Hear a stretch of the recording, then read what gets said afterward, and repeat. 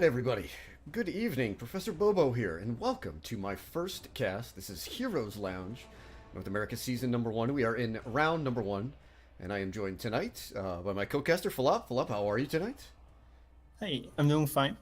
Right on. Good to see you, good to have you here. Mm-hmm. And this is one hell of a matchup. This is an old school NA special. This is 2+2 going up against Medball, which is now BxA. It has been my pleasure to actually cast both of these teams in the playoffs for NGS in the last 2 seasons. Results have flipped over time. Originally it was 2+2, getting the better of Met and the boys last season. That got inverted. And here for Heroes Lounge, this is the first time that I have cast for them, and we are now moving into a best of 3 setup. So a little bit more of an opportunity for a little bit more fun. Alright, both teams are ready. We're going to wind up flipping through our maps really quickly. Our bans tonight, we have Dragon Shower as well as Tomb being banned out. The first map of the evening will be Towers of Doom. Philop, anything you are looking for specifically here in the draft? I mean, it's always, I think, curious to see what, for me as a main support player, always am curious what supporter I'm going to see. So, I mean, Tyrande has been high priority for quite some time right now, and she's pretty good at interrupting. So on this map also, she definitely has her place.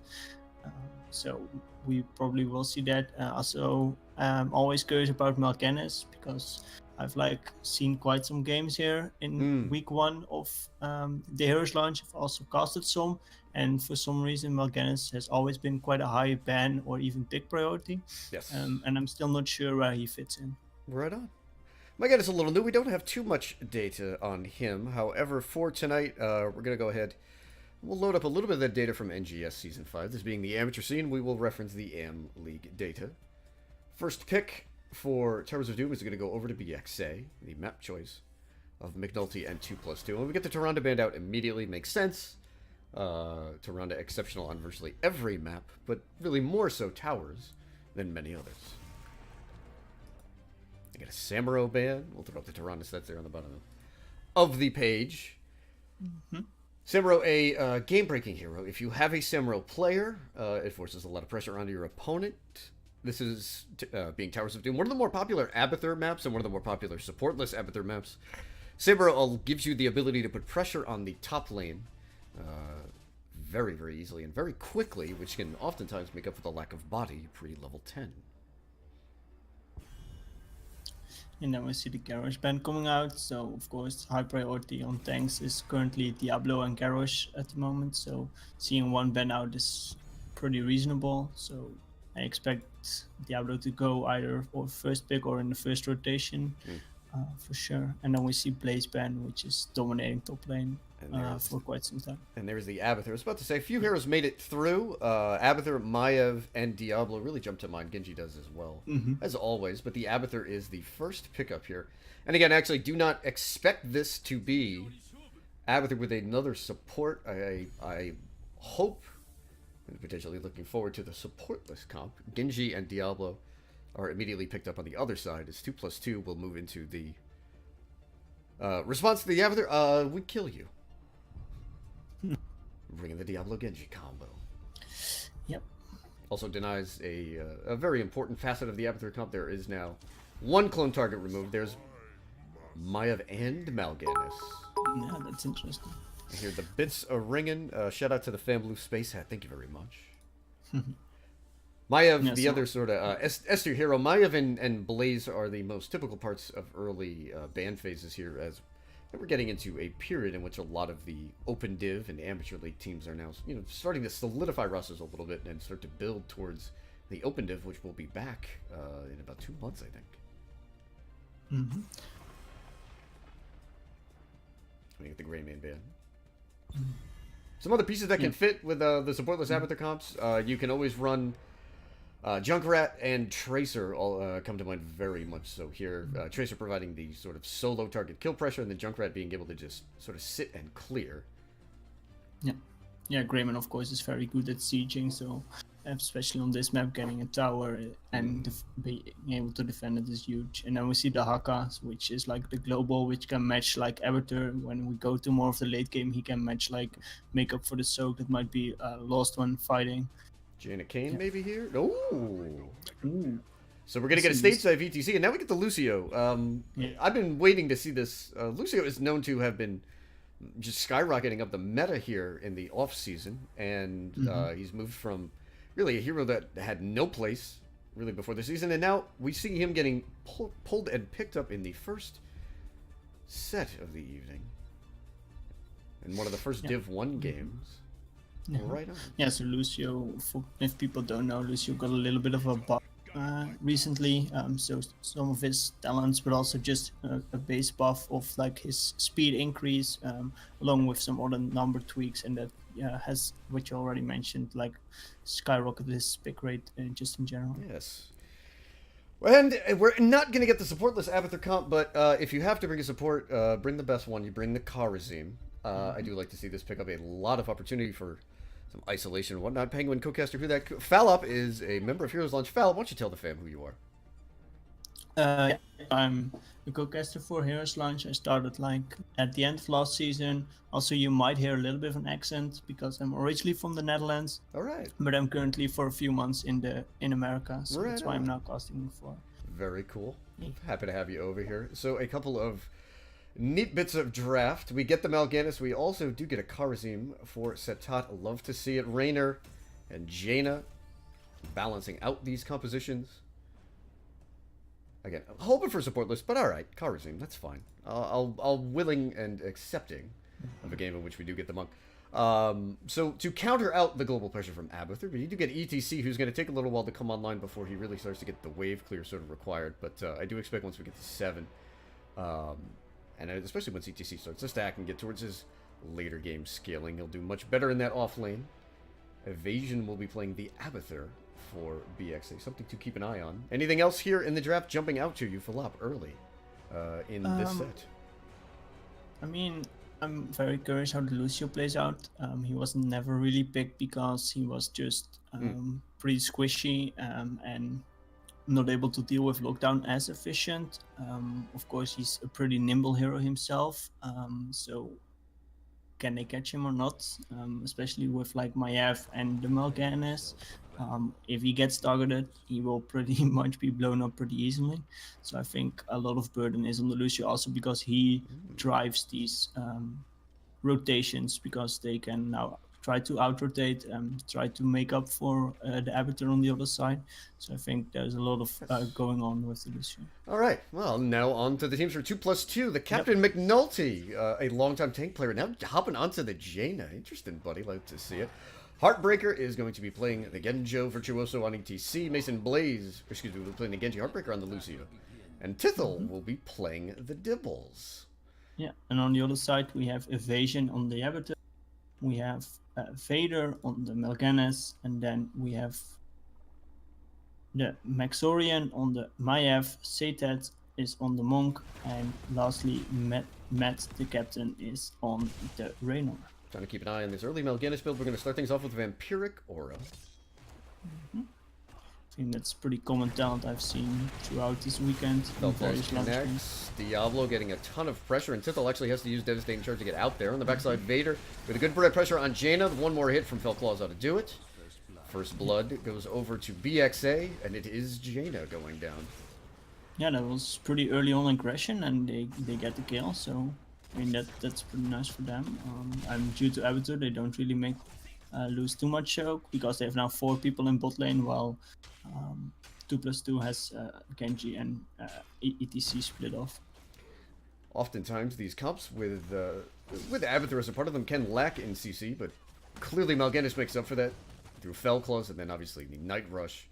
Just really being able to split 2+2 very well there. And Jada just had nowhere to go. Maiev and Kharazim to chase you down. Certainly does not alleviate that problem. Both teams will trade off Pumpkin Sappers. XP just barely even, and we should see BxA start to make those sort of leaps and bounds post 4, and certainly during the first objective phase. Just not too far away. And in the meantime, we have some focus on Diablo, and he was a little bit too far out, and he got picked off because with Maiev and Mal'Ganis there, it's very hard to get away. Early game, tough for Dibbles, especially without the souls there. Vader making an impression on Mal'Ganis already. That is most of the bottom wall. I expect to see Met step up on the Rainer and finish this off. This is the way Towers of Doom is played. It used to be a map that could be a little bit heavier in rotation, but now it is all about the bot lane and how quickly you can secure it and how long you can hold onto it. Maxorian threatening on the Maiev. Just trying to keep a quick peek on ETC there. Start to shove minions into the wall there. Abathur will certainly be going Mule at level 7. Both teams hit level 4. And we'll flash those talents up in the bottom of our screen. Everything looking pretty standard. I don't see any need to really change the builds here. Aggressive from the Karzim. We also do get the Earth Elemental. There could be another jungle invade. A lot of mines out there. Trying to keep an eye on Heartbreaker and McNulty. Vader will be on the backside. Especially McNulty. As Fellclaws gets started. Lucio only blocked one shot there. Looking for the sleep. Will only find Lucio. Tithel there to back up. Needs a couple more auto attacks. There's the Abathur hat trying to chase him down. Got to keep an eye on a mine there potentially. Met uses his little bit of sustain in the off lane. Yeah. Everybody trades off. Heartbreaker did a good job of getting out there. You have mines over here. I don't think Virtuoso is going to be able to cap on the first move. In the bottom lane 4v2, just Vader and Rainer down there. ETC is getting delayed a little bit. Tithel trying to keep Mal'Ganis from channeling. The channel does go through. That's sort of a known trade. One less body in the early game. The delay more important than the initial 4 shots. 36-32 as 2+2 takes an early lead. Love to see Evasion step out a little bit there. Yeah, of course their front wall and bot lane is already down, so they have to out with tapping up a little. Lucio getting caught. Big Umbral Bind from Maxordia. Now everybody steps on up. You see Earth Elemental out as well. Now Jaina in immediate trouble. Maxordia now up and onto the backside. Doesn't yet have the chain. Chasing down Jaina towards the moat. Yeah, the most important part is they have now control over bottom bell tower. If they play this right, they will try to keep it as long as possible, because that's just, you can win the game if you just control bottom all the game and have Cerberus create a lot of pressure. Oftentimes the Abathur comp is the one that maybe struggles to have the single target siege DPS required to take these back. However, with an early game Jaina who does okay but not great, in terms of fort control, this could take a little while. Yep. Stepping up with a Rainer. Mal'Ganis should be alright. There's the sleep. Yep. The Umbral Bind would finish Tithel off. There it is. And Abathur went, of course, for Mule, so he can always heal up the bottom bell tower a little if needed. There are still 2 sappers up there. 1 and 2 make it through. Get in. Yep. Big moment there. We see Virtuoso on the ETC just trying to soak up as much as he can. He's made a little bit of progress up in the top lane. That'll eventually be cancelled out by the Mule. And now the long game, in which BxA hold all the cards. They do hold bot lane. About 1 level lead in XP. Maxorian will back off. We'll grab a camp. He's got niches on Maya. This will work very quickly. Tithel split now. Vader finds him in a bush. There's Fellclaws already out. Tithel moving on to Rainer. Mex should be the target. Pops the heal, and Jimmy looks like he's okay. Vader in deep. Blizzard comes out. We've got a number of cooldowns being traded. Keep an eye on Maxorian with the resets. He goes in deep, gets an extra bit of pull there. ETC is low. Vader trying to find a target. And Jaina goes down first. There's the sleep. Slightly disrupted. And ETC will fall momentarily. Satat will convert that kill. Oh, Satat wants a little bit more. Yeah, but I don't think he will get it. There's also 3 Pumpkin Sappers in the bot lane. BxA looking to push even more of an advantage home. And I think they will get them both, all 2 and 3. This has gone south very quickly. Level 10's just about here. It's a comeback play for 2+2. How do they find a way back into this game? Yeah, so they have to get to 10 without giving up too much on the map itself. I don't think they will be able to get control over bottom. They just have to try to soak, like with Genji and ETC, they can soak like both the other 2 lanes. But then again, they have to watch out for like not overstepping at all, not giving up too much. And we do have Clone, the Raider, 7-sided Strike, Carrion Swarm, and Containment Disc on the side of BxA. Containment Disc into 7-sided should be interesting. If Maxorian shows up and he finds a really favorable fight, that's just the easiest form of isolation. And Containment Disc is a really good pickup into Diablo. It stops him from really going haywire. You see the interrupt there, Vader now trying to get the slow off. He's going to have to burn Swarm. He gets his Carrion Swarm. Very nice play by Doesn't have Tithel. much value, but he gets out. Tithel forced that with his dibbles. I believe there were 2 interrupts, actually, by the Diablo. Yeah, and actually, Maiev used her containment discs in top lane. So that cooldown is now also burnt for now. Virtuoso will have to eat these pumpkin sappers into his top wall. That is stage dive, of course, on ETC. We'll keep an eye on the bot lane there. Satat goes in, 7-sided strike does get burned. A lot of zoning there. In fact, now with the clone being popped, that was 4 cooldowns. Genji should get 1 interrupt here. We do see Mason Blaze taking the poke at Maxorian, who immediately turns aggro. Mal'Ganis will be coming up from the bottom lane. Again, all the R buttons are on the side of 2+2, and here they go. Virtuoso looking for Raynor. Vader there to peel. Jimmy gets flipped on in. Yep. Wow. Lightning breath, sound barrier, but doesn't get too much value. Do they get... No, Maiev pops containment disc, so she gets out safely. Genji is fine. So they trade both the bell towers 1 for 1. And the problem is that 2+2 so far behind because of what has happened in the bot lane. Jaina actually with a passing blizzard, and BxA will say thank you very much. Yep. 29-21, and they've picked up, I believe, 5 shots off of the mercenary camp through the pumpkin sappers. And now they already have. Ooh, that was a very quick 7-sided. Yeah. Now, I believe they picked up lockdown. 2 extra shots. I mean, they could just kind of kick back in zone here. I bet they're doing Abby things. However, the XP lead is not as big as you might expect it to be. Silver Linings 2+2 is only a half level down. Yeah, and that with like 6 kills to 0. It's really nice. Mason Blaze with a swift strike in. We've got a 4v4 bottom. Tithel certainly looking to flip somebody into the moat. Maxorian was the target, however. Vader will prevent that with a good Night Rush. ETC getting awfully close to Abby. Just trying to take a peek, see what the mule's doing. We got a fresh wall in top and 1 in mid. Satat, oh boy. Oh, that might found that. Risky. This is a big problem. Mal'Ganis and Karazima 4v4. Here comes Vader, gets booped away. Yeah, ETC is going to show up. There's Night Rush. He has to. 7-sided does get prop. We've got a clone evasion with 3 members there. Vader falls though. Everyone is low. Containment disc on ETC. Diablo does get picked off. There's sound barrier, a little bit barrier. Heartbreaker goes down as Lucio gets caught. Maxorian avoids the swift strike. And in the end, that does not turn out too well. No. Diablo does buy back in. ETC. He will fall.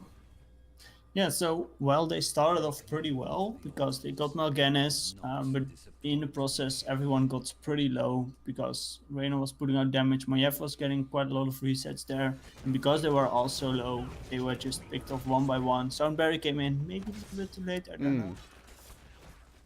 And the containment disc on ETC really just, even though it might not have been, the best target, some could argue, it did slow the momentum down. It was a really good stage dive in. Created havoc. Mal'Ganis went down first, but the double Maiev damage just looked to be way too much. And Karzim, being a slipper healer, not too bothered by fights in these points. In fact, Met is just going to right-click Lucio to death.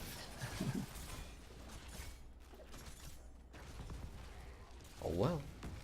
Yeah, 2 level lead. Uphill battle for 2+2. Jimmy going crazy. Satat has picked off mid. That's now 6-2. In fact, he can kill Mason here. 7-sided strike. There's the deflect. Blocks a lot of that damage coming through from McNulty. Yeah. Maxorian putting even more pressure on top. These pumpkin sappers now are going to threaten the top bell tower. Virtuoso, I don't know if he has the clear here, especially if Maxorian does pick up a hat. There it is. Raynor grabs a pumpkin sapper camp in bottom. Still a 2 level lead, or even Talent here for a hot minute. Vader does get Carrion Swarm off. With a defensive use of that ability. Mule is not going to prevent this. Ooh, Jaina though. In the top lane, half of a bell tower has been collected by BxA. They should have 16 soon. Met steps up, 2 pumpkin sappers left. Genji does clear 1 out. I mean, if they get all 3 altars and 1 of these, it would be game. They won't get 1. It's a quick match. There's containment discs to try to slow this down. Just to stall, because the altars are down, so they get 2 out of 3. Probably Abatur actually is getting 1. Good for the slug. Love to see an active member of the fam. Karzin, Yeah, though, in under Karzin. immediate trouble. 7-sided strike just to get that little ice block there. Yeah. Looking for a jump target. Finds Raynor. Now Velganis does show up. Welly has been used. Tithel going in. Diablo with a flip. There's Fellclaws to try to scamper away. All this time, Maxurian on that Maiev. Working on the bottom camp, which has now been acquired. 16s are here for BxA. Yeah, and with only 6 health remaining for 2+2, this is really going to be tough, because there will be again more separate pressure in the bot lane, Vader. and also that opens boss up for win condition. Oh, Vader cannot get Carrion Swarm off. The combination of ETC as well as Genji finish him off with a good X strike. Virtuoso with another big play off of the cow. That was really nice. That was like something they need to get kills, get into the game. Now they are finally able to get control back over bottom. While Maiev was working a little bit on mid, she won't be able to get it. There's the vision provided.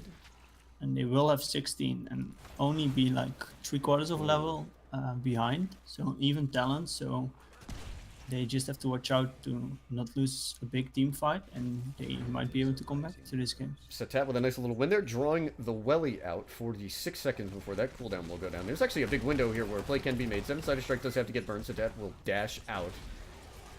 Only sound barrier is up and available. Ooh. Another important little bit there. Raynor got picked off. Vader gets interrupted again. He has had trouble getting Carrion Swarm up. There's a big 4-man sweep. Blizzard gets used in there. Now trying to go in. He's got Fell Claws ripping. Sound Barrier does wind up getting used. Swarm is still available. Yeah, Swarm, Clone, and Disc are all 3 available. Could be 1 for 1. There's a Mule trying to delay. Heartbreaker. And it did get off. McNulty is real low. If Satat finds Jaina, this could just be an easy kill. Vader the target. Here's ETC. Good power slide. X-Strike looking to get on top of that. Carrion Swarm does come through. Satat low. Swarm getting a modicum of healing. Able to get out. Vader low. Gets the sleep. Hits 2 members. Evasion at the front there. The clone on Maiev. A lot of resets. Satat is low. Goes down. Devastating charge. Finishes off Karzin. The kill on the backside is not coming through. Maxorian trying to find Jaina. Ice block low. Jaina is going to make it out. Ooh, that was really nice, well played, that Jaina was able to get out. So crucial ice block from her, and Lucia was able to heal her up, and then they were able to get it, get the tower, get the boss. 26-2, and 2+2 get one of the conditions they need. Now just a team fight, but they take boss off the map. It'll be 22-2, 18-2 once this bad boy is converted. In the bot lane, Vader as well as Met now working on this bottom bell tower, where they will have 3 easy pumpkin sappers to fly in there in a huge wave with Abathur. Keep an eye on this for a hot second. But you see the rotate there from Diablo. An aggressive move by Tithel. Will not find anybody. Abby just trying to finish this off. The Locust will wind up converting bottom bell tower. But again, we need to talk about the XP 2+2 now. Back in on an even footing here. Yeah. And making an aggressive play for the camp in the bottom lane. Yeah, they probably want to get it off the map, because it would provide a win condition. If they would time it alongside with the next bell tower, that they might be in trouble if they don't get the bottom bell tower in control. We see Mal'Ganis as well as Raynor down here to defend this.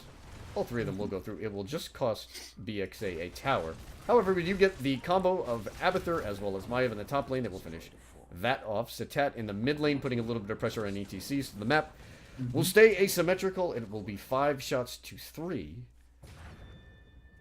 And there is the last one. Bottom bell tower's up. Nothing else on the map up and available. As you can see, a lot of these camps have already sort of unspawned. But here's a big play. Maxorian in the top lane. ETC is going to have to snill this out and stop all of those from getting converted, and do it with enough time to get stage dive off and to make a play in the bot lane. But of course, Maiev has to rotate to bot also, so he has a little bit of a window there. Welly and 7-sided strike get traded out. Heartbreaker is converting. I'm not sure if anybody can make the move. There's Satat on the flank. Karzin gets a couple of punchy auto attack ins. Keep an eye on ETC in the top lane. He's still got to clean up these. He knows that all he's got to do is get rid of 2, but not that easy with an ETC. Vader with a Night Rush. Comes out. It's now 5v4. There's a containment disc. Genji's been stopped. There's Carrion Swarm. And, ooh, an interrupt. Oh, and Jaina cannot get the sound barrier. That one gets taken away. Tithel going down. Diablo low. The auto attack's coming through. There's the stage dive. ETC on the backside. He's going to have to get a lot of big plays coming through. Lucio goes down. Genji looking to try to get something going. Raynor dead. Ooh. To get 3. This is right even here. But maybe not for long. He falls. That's Abby doing unfortunate. Abby things. Yep. Tithel. I think Can he's he got get the interrupt there. though? I don't think he can. No! No. Just missed it. Just missed it. Would have been a losing trade in the end, no big deal. Yeah. But that does move the goalpost for game number 1 as Broken Alliance Gaming take the victory here on Towers of Doom. Yeah. I mean, they started pretty strong and they dominated pretty much the whole game. There were some 2+2 was like towards like the mid to end game. They were like slowly able to climb back. They were able to finally get bottom bell tower back. They were able to get on even talent tiers, win some fights, but then in the end, just great map control. They get top bell tower. With only 2 health remaining, they pushed for Sapper, so ETC had to respond and they would have a favorable fight over the bottom altar that appeared, and that was just like a winning play for them. Yes, some good moves from Virtuoso there, particularly in the mid game in that 13 to 16 range. 2+2 minutes to mount a little bit of a comeback. But the big problem was that whenever they found themselves in a position where they could take bottom bell tower back, you had Abathur and a Hat, and everybody from Maiev to Raynor to Karzim all do a number on single targets for siege damage. I don't know if the map was ever really reset for more than maybe a minute or 45 seconds. It always seemed like the advantage belonged to Broken Alliance. Shout out to them for that one. Throw some talents on up there. Again, everything looking pretty standard. Abby building into Mule, heavy on the siege build.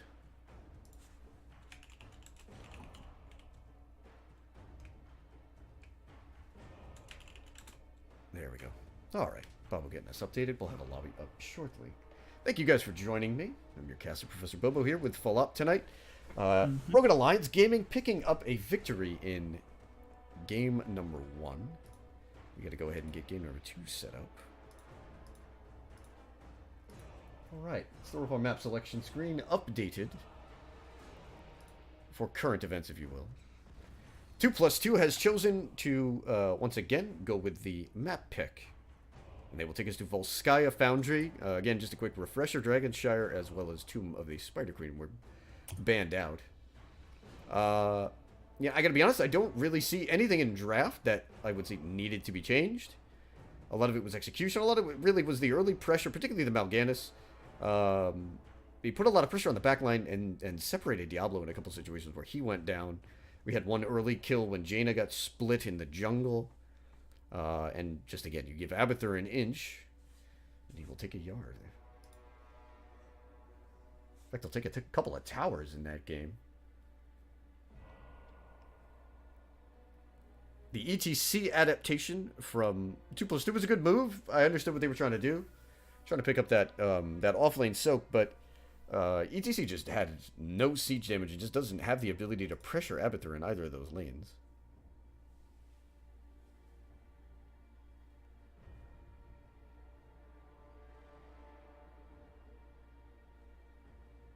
Keeping an eye on some things here, making sure we got all of our info good and correct. Chat, what's happening? See John Knight, Jixie Cat, thank you guys for being here. Pleasure to have the fam. I saw, of course. Yep, checking in on the boys. What's happening, brother?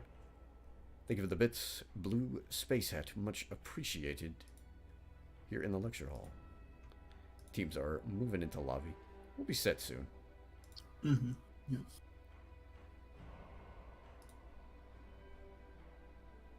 Okay, teams are. Make sure everything's looking good.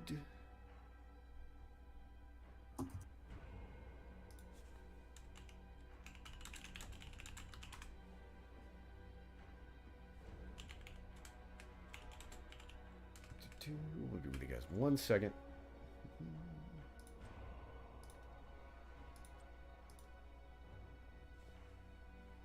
All right, game number 2, Volskaya Foundry. A fairly popular map, actually, now in North America, especially on the amateur scene. Volskaya... I was going to say, does Volskaya have the same sort of place on the EU side of things right now? I think so, yeah. It has already been like pretty popular for quite some time. I think together with Infernal Shrines and Tomb, it's like the 3 most played maps also in the launch, which was EU before only. Right on. And of course, it's pretty well known that it's quite team fight heavy. The fight over the objective is always pretty big because the objective is so strong. Yes, it feels like Volskaya has sort of taken its place as number 2 behind Infernal Shrines. There's similar maps in that you do get strong emphasis on the wet noodle fight up in the solo lane, nice and peaceful, and then you get the 4-man rotating. Both maps have sort of mirrored in camp construction a little bit. But Volskaya has, its sort of neat bits of, wrinkles. Who makes the first move, in particular towards the biotic emitter, the support camp in the top lane. It's usually where you get your first fight. I expect that these 2 teams' veteran units to, be up on their timers in the early game. I'm not sure if we'll have anybody going for the invade on the fortification turret. Tyrande, Garrosh, and Sambro so far banned out. Yeah, it's exactly the same as last game, and I think now 2+2 is debating if they want to ban Blaze again. We had Blazer or Maiev, or and again, Morganis or Abba. It's, I think, a lot of choices they have to make. There's a Maiev. They choose Maiev. Yeah, it's respectable. Immediately Blaze. There's the interplay. If you're just catching up on NA amateurs, scene, that's pretty much how it goes. Blaze and Maiev, are they up? Yes, you first pick them. They fit everywhere.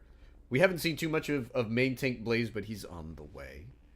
And Maiev had near 100% participation rate at BlizzCon, which was kind of neat. Yeah. In fact, I think the only game she was like not a part of were the meme games. We'll go ahead and might be, yeah. Go flash some Maiev stats. Genji and Diablo, so the same rotation coming out from 2+2 as in the first game. These Maiev stats... Oh, nope. Abby, we don't want that. Let's shift off of Abby. There we go. There she is. Stats for tonight. We're actually going to reference NGS. We're going to go back to the amateur scene. From season number 5. Ooh. We got a B-dubs. Brightwing coming out. So the comparison I've heard with how to use and how to play an effective Brightwing is almost to use her like... sort of like an Abathur. She's just sort of AFK soaking the offlanes. When she does show up, make a play happen. Use the CC, use the poly chain. I gotta say, the coolest comp I saw was like the triple reset comp from HHE at BlizzCon when they ran. It was on Battlefield. They ran Li Ming, they ran Genji, and then they brought in the Brightwing with the poly build. Yeah, that was really, really cool. No, shout out to shout out to somebody in chat who might know a thing or two about that. Goon Hots is here. Goon, what's happening, brother? Calling out easiest main tank Blazers I've ever seen in your life. Yeah, pretty much. Again, we expect it. Hope to see it. Abby does wind up getting banned out. Let's pull up Blade stats from last season. Let's run the big guy. Yeah, so are you expecting, what do you expect is going up against Blaze? Will it be Urel, or maybe like Maltiel Leoric, which are pretty good into it? And there's the answer. There's the Urel. We also get the Junkrat there for a little bit more range. Junkrat's a solid pick into Blaze. Just in the early game, he can struggle a little bit with displacement, more than CC. We'll see if Junkrat can maybe get a cheeky play or two. Hey, listen, the Urel is just solid because, again, I think it's going... I'm expecting main tank Blaze here. It should work on Volskaya as much as almost any map with the choke points that he can control. I'd like to see an off-lane Malthael. Yep. There we go. It's Malthael. And so we get an Alarak. Far out. Yeah. It's very interesting. Also curious who plays Alarak on that team. Of course, like last BlizzCon, Rage showed his Alarak, and from then I think more people are going to tap into the hero and see how can we make it work. Can we make it work? Do you expect the Kayn here? Play it nice and simple? Yeah, kinda. Ooh. Ooh, actually it's Alex. Ooh, that's So you already have the CC, so you don't really need gain in that regard. But then Yes. again, Alex is a support that's, if she's caught, she gets insta blown up, and with Alarak and Brightwing, basically if Alarak pulls her in, silencer, then Brightwing does his polymorph, she won't survive at all. So she has her positioning is critical, I think. Alex kind of wound down in popularity over the course of NGS for season number 5. Like, she was ever present in the early parts of the year. Yeah. But then really once Tyrande showed up, she went bye-bye. But she's like a pocket pick. And we do see it here on Volsky. For Volsky and Infernal, you still see a lot of Alex. Yeah, for that zone control. It'd be very neat to see the potential interplay between Alex and Malthael, depending on where everybody goes with their level 10s. Not 100% sure what I expect there. I mean, obviously less rights for Malthael, but, you know, the bunker is over on the side of BxA. You know, Junkrat and Diablo will be especially susceptible to that. But we'll see how this game goes. We'll start over on the side of 2+2, looking to extend the series to a game number 3. McNulty will be playing the Junkrat Heartbreaker on the Alexstrasza. Virtuoso on the Yrel. Mason Blaze will be playing the Ganjo. And Tithel will be playing Diablo. Yeah, and on the right side we have Vader on the Blaze, Matt again on his Raynor, then Setet on his Brightwing, Evasion is on the Malthael, and then we have Moxorian on the Alarak. Try to keep an eye on what the Alarak is. Okay, so we're going to go with Extended Lightning at level 1. Yep, it's pretty common. I think Rich also ran in EGC, and we actually see the polymorph, the greater polymorph coming out. So that is a refresh on cooldown, a refresh on takedown. And the added range too will certainly help Setet out. The range is critical here. One combo from Maxorian already connecting on Diablo, not very much harm done. Big Red will step up. Malthael has gone off to the bot lane. Yep. And we see Alex actually going for the Circle of Life and Diablo for Devil's Due. Of course, those two work quite well together, because when she completed her stacks, she gets you get a regen glow from the circle. Oh, and a big hit from Maxorian. There's 2 immediate. Yeah, nice shots on. Make it out. Yeah, what a Discord strike there. Doesn't really result in any stacks, but it looks impressive, and it's a heck of a play there. Keep an eye on the Alarak. Alarak is one of those heroes that's sort of like, you almost want to say tier, like meta-proof. If you have somebody that plays Alarak, you find opportunities for him. We'll see what Maxorian can do here in game number 2.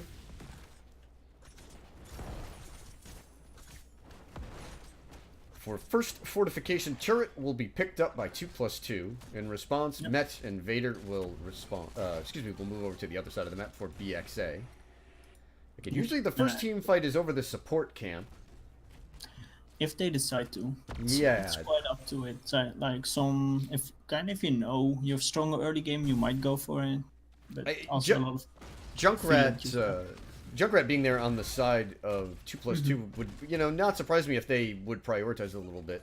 Concussion Mine is fantastic in the early game, especially over that first one. We see Met stepping up. McNulty being pressured off.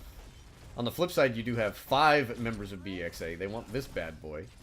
Brightwing will have a cleanse up and available.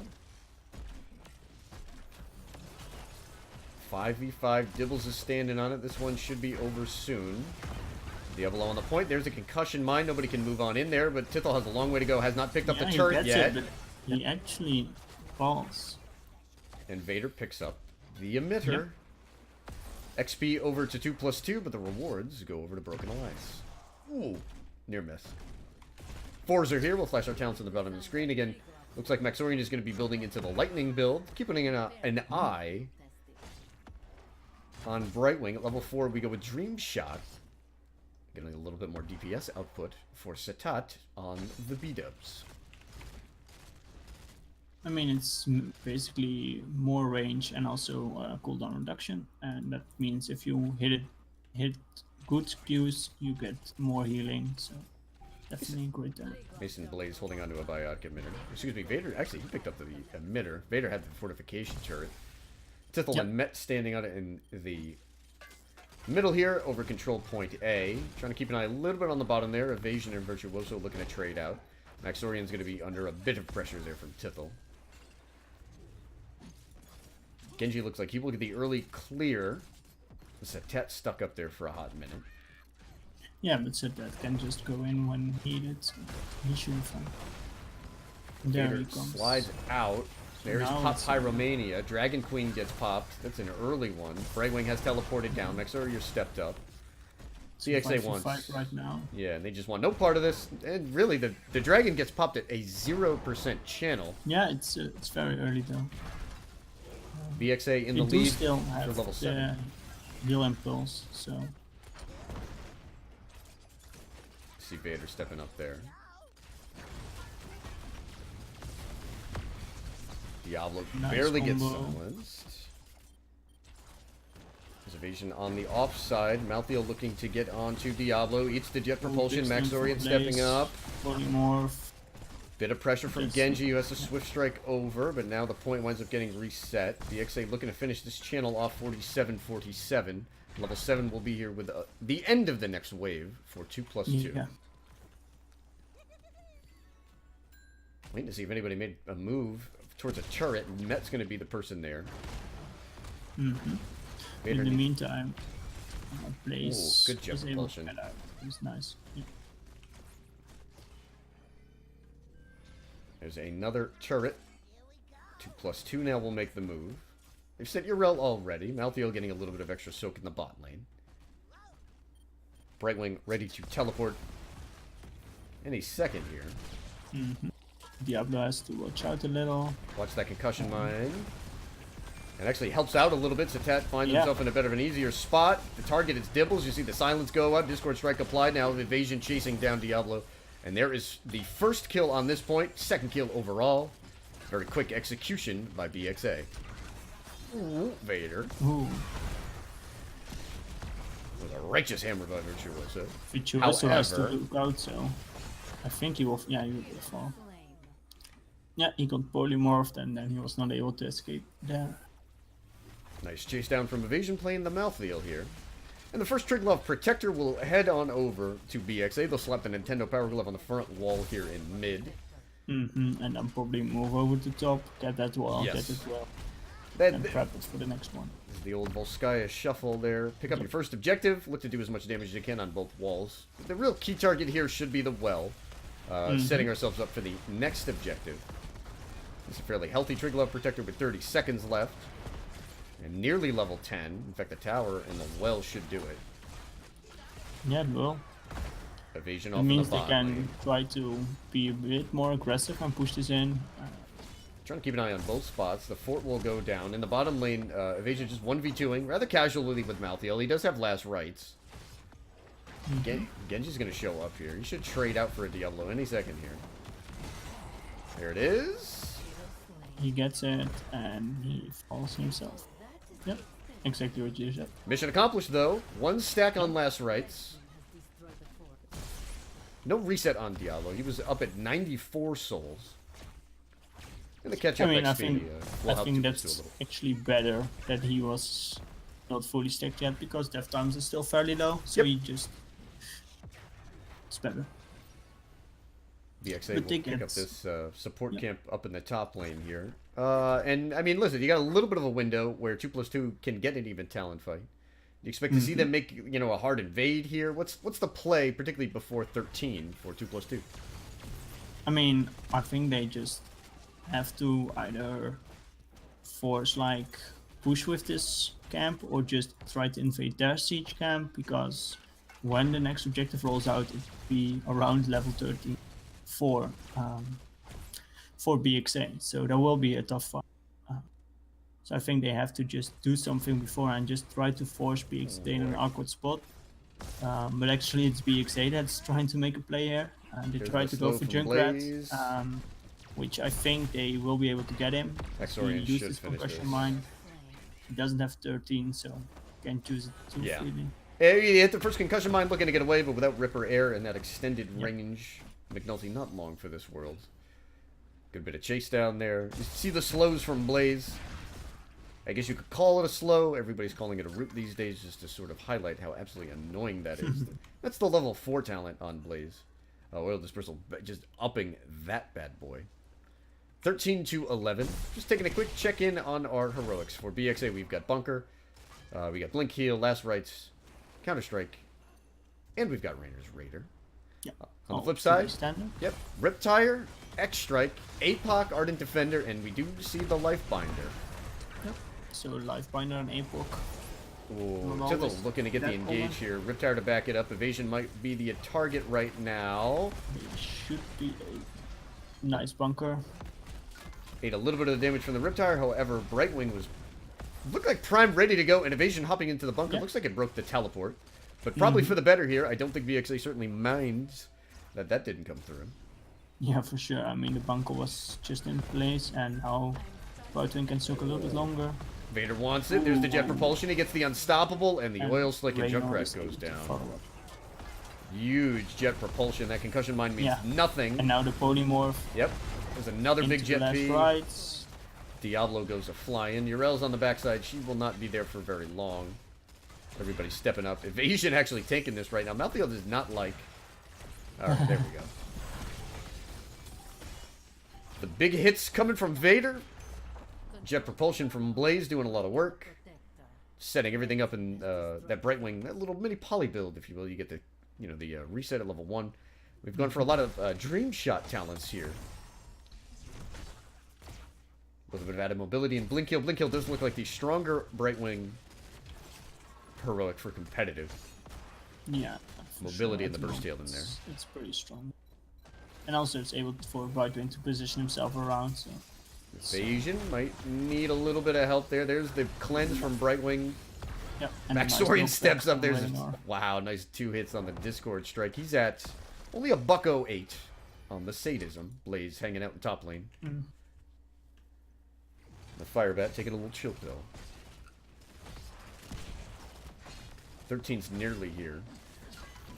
There's the big slow. Blaze standing on the point there. He goes unstoppable to immediately eat the devastating charge from Diablo. We've got a mine on there. APOC. Defender, big APOC. Very good bunker. Maxorian. Brightwing. Yep, Maxorian with a huge counter strike. That canceled out the APOC damage. Urel just can't get the Lightbinder in time. There's another big hit from Vader who's going to slow down Junkrat. Here comes the chase onto McNulty. Does he have it? Yeah. He does. He has his double. He's able to escape, but they get the healing. They get the healing pearls. They get 2 kills. They are nearly level 16. Objective is up. They should be able to freely get this.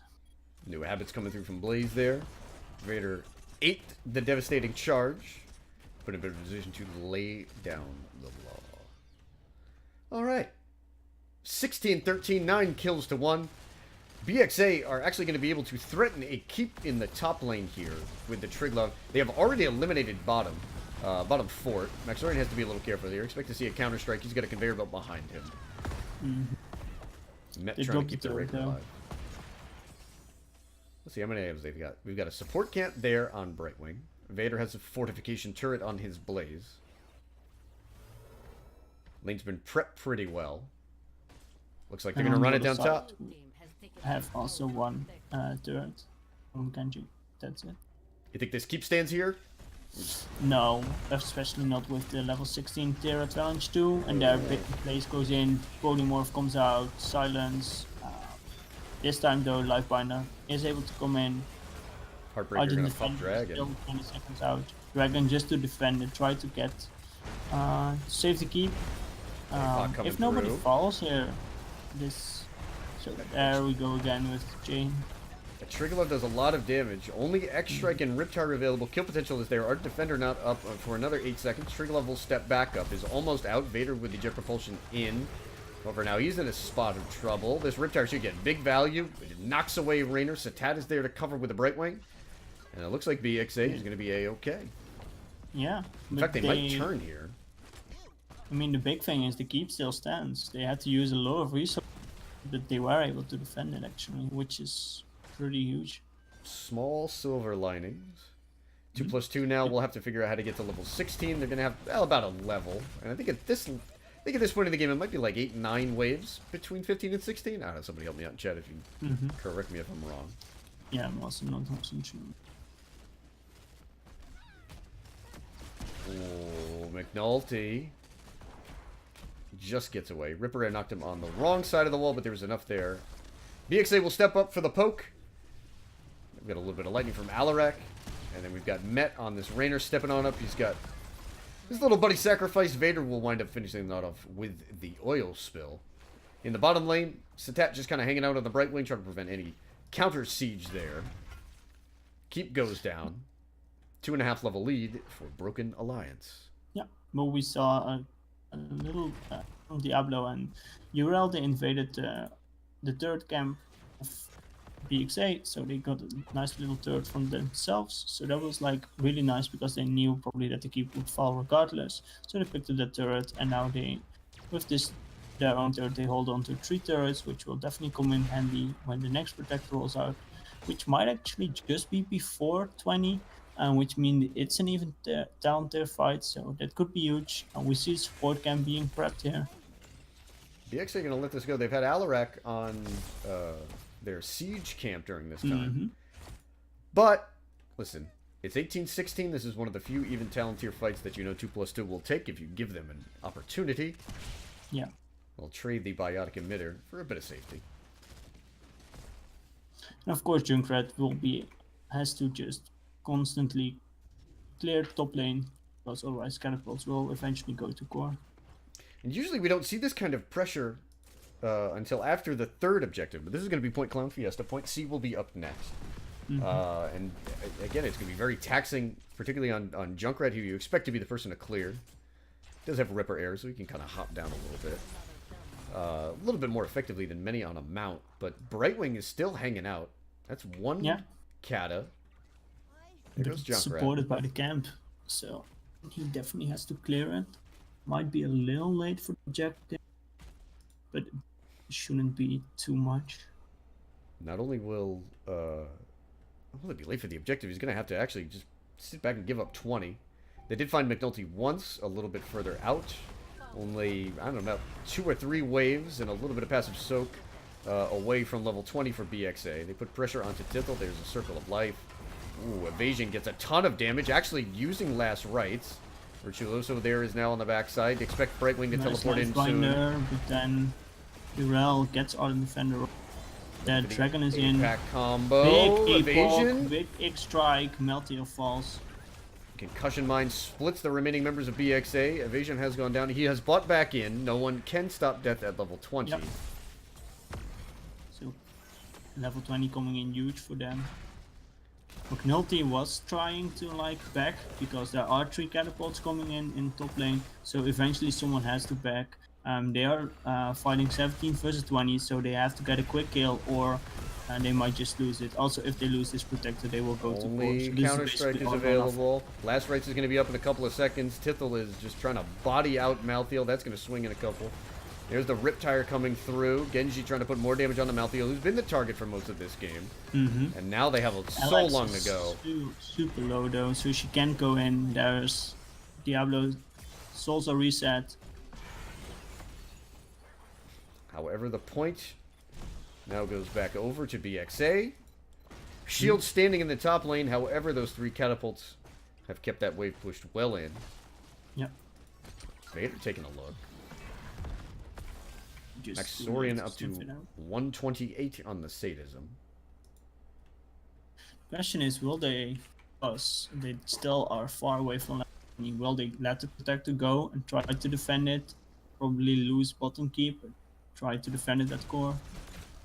2+2 right now. Trying to answer with some macro pressure. They'll certainly look to pick up their siege camp in the top lane. That'll cancel out the catapults for a little while. Tithel will pick up this support camp for the defense in the bot lane. Maxorian now sliding up on his Alarak. Brightwing, the only person left sitting on the point. Here comes in the flank. Eyes on Diablo, who's going to have a spot where he can put somebody into a wall. Vader has Bunker, uses Unstoppable. There's a Jet Propulsion. APOC coming out.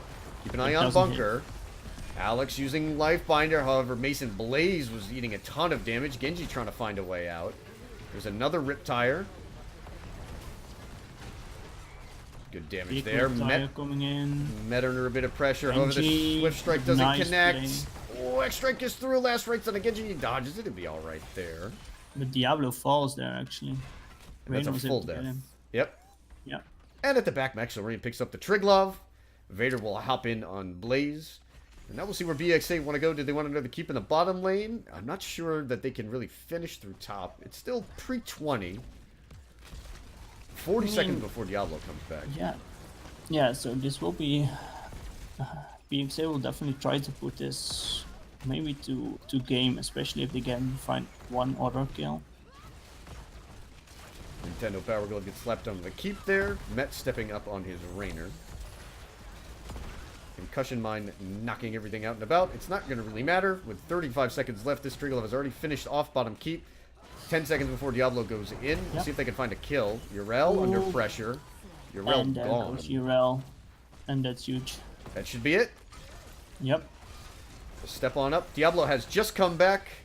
Core going down ever so quickly. Eye on the Triglove, 30%, 25. BxA are going to finish off game number 2. They will take their first set here in Heroes Lounge 2-0. Yeah. Was very well played by them.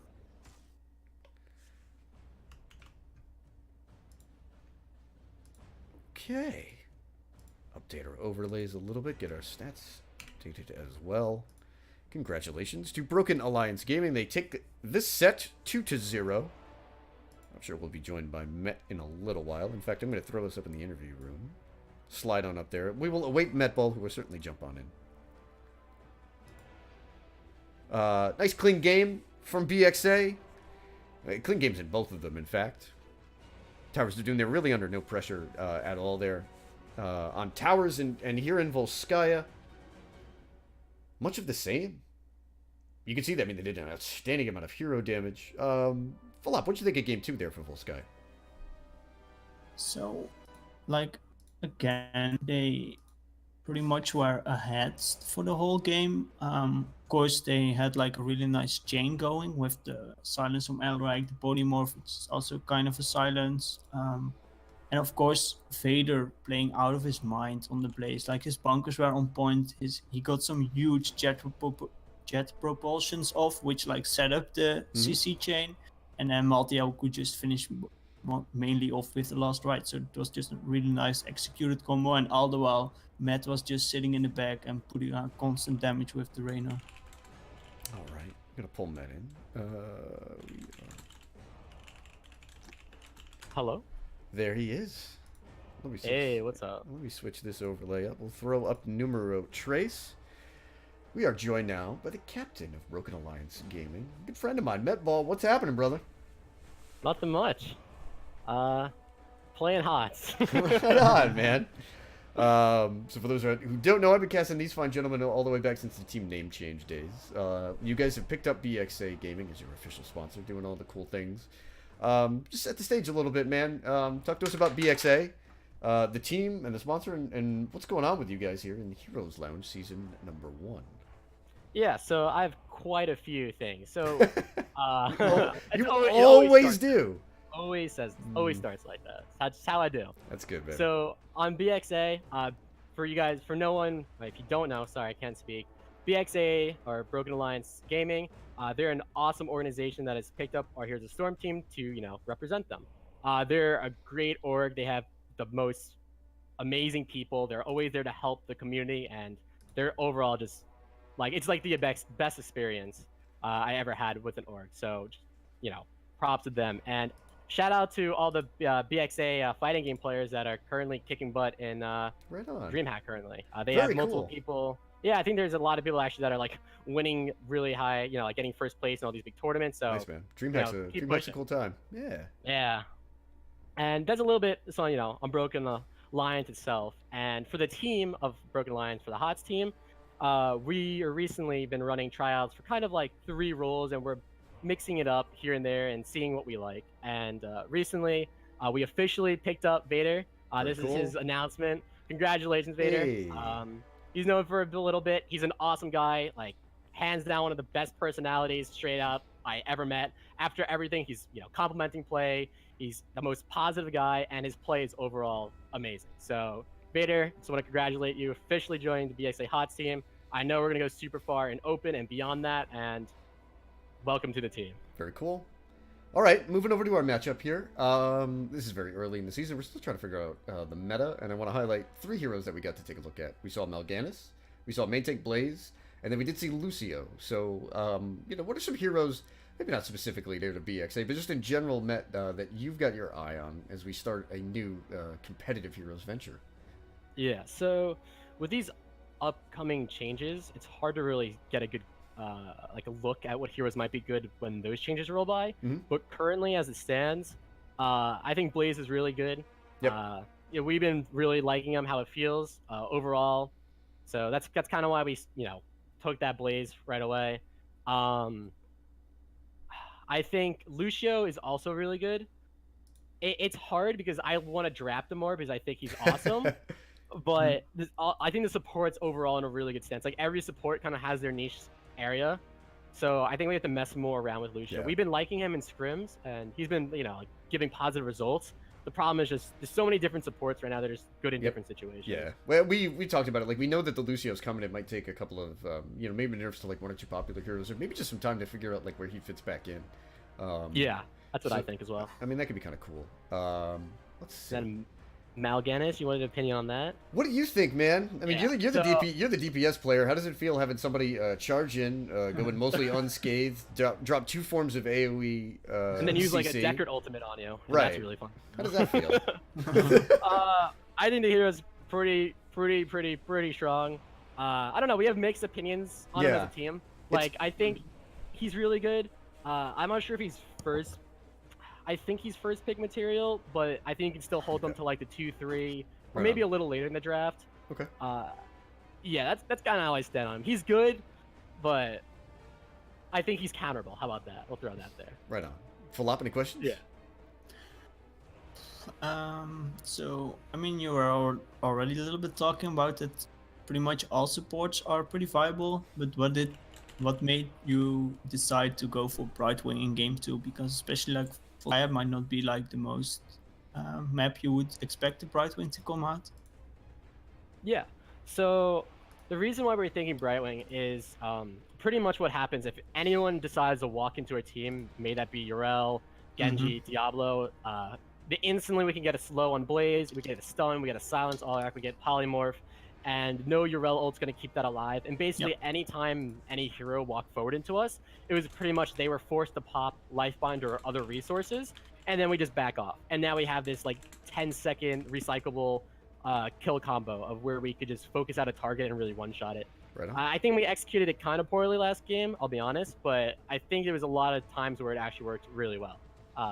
You know, certain moments in that. And that's really why we went the Brightwing. And also just like the global pressure, it's nice. It's always nice having just a global on your team, and just being able to throw it down. If you know they APOC cleanse, like there's a lot of tools. Brightwing's overall just a really good hero, I think. Right on. All right, now it's your turn for shoutouts, man. Take it away. Awesome. So first of all, big shout out to BxA, Broken Lines Gaming. Thank you so much. You know, you're always here supporting us. We're glad to represent you. You're a great org overall, and you know, if anyone doesn't know, I would definitely check them out, look them up. They're all great people, and I'm glad to be representing BxA. Second shout out, thank you for everyone watching. I know we had like a watch party today where a lot of people came out. We're talking and watching our game and the Broken Alliance Discord. Thank you for that. Thank you for everyone watching. I know a lot of people came from all over the place, from just looking at the link and watching our game and cheering us on. So thank you for all the fans. Shout out to you guys, the casting. I don't know what to say. I always love it. I love going back to the VODs, listening to it. Smitty is convinced, Boba, that you're probably like the best caster. Oh, so Smitty, I love you. You know what? Listen, every time I feel down, I just go find Smitty and just hang out for a little while. Hey, listen, I've been casting you guys for a couple seasons, man. It's been really cool to watch all the cool things and everybody coming and going. It's awesome, man. Yeah, it's awesome. So far, you had us when back then, and now we're growing. It's super cool seeing that. Shout out to Decade. I forgot to give him a shout out last tournament we were in. This man is like an amazing coach, amazing drafter. He's been sitting with us. He's been super hurt. He's been, in really a lot of pain because of his shoulder recently, and he's still makes time, been sleeping today just so we can sit in our lobbies. We can go over, we can speak draft to him, like, oh, you want this hero here, this hero here. He's been constantly putting work on the team. I know we're gonna go, far with that. And we have some other coaches coming in, giving input of our games. I don't want to give exact names, but All right, you know man. who you are. It's all and good. Thank you very much. Very And cool. final shout out to the team. I think we're looking really strong. So far, scrim results have been phenomenal. Very cool. I think we can go super far, and everyone's a great person, and keep up the play, and we're just only gonna get better. And there's my list of shout outs. All right, man. Listen, I'm sure I'll catch you again in a couple of weeks. All the best, brother. Thank you. It's a pleasure. Good night. Okay, very cool. Shifting on back there. Falap, I just want to thank you for joining me today. Your impressions from this match. Just any closing notes you may have, sir. I mean, I'm like really curious how far Broken Alliance, like how far they will go, especially also in open. So I will definitely keep an eye out for them and how they are going to do in the future. And especially for Division 1, I think they are one of the top contenders. So definitely everyone has to look out for this team. And yeah, Very cool. it was really nice games. All right. Well, thank you for joining me. I'm sure we'll catch you soon. I know you're going to be co-casting and looking to jump on more Heroes Lounge games here in NA while you spend your time overseas. Yep. Right on. All right, gang. That is going to do it for us. I've been your host, Professor Bobo. Just to throw up the little match selection tool. Just a quick recap. Shout out to the BxA for getting the 2-0. They take the sweep over 2+2. I've been your host, Professor Bobo. You can catch me here. Throw the old boy a follow. I am going to be casting Heroes Lounge games. I also am sort of the nominal leader of the Casters for Hire, so we're always looking to jump out and do some more fun things off on the side. We get to do some TESPA tournaments last weekend. We'll do some other fun side projects and whatnot, anywhere we can catch the video game. All right, that will do it. Cheers, everybody, and good night.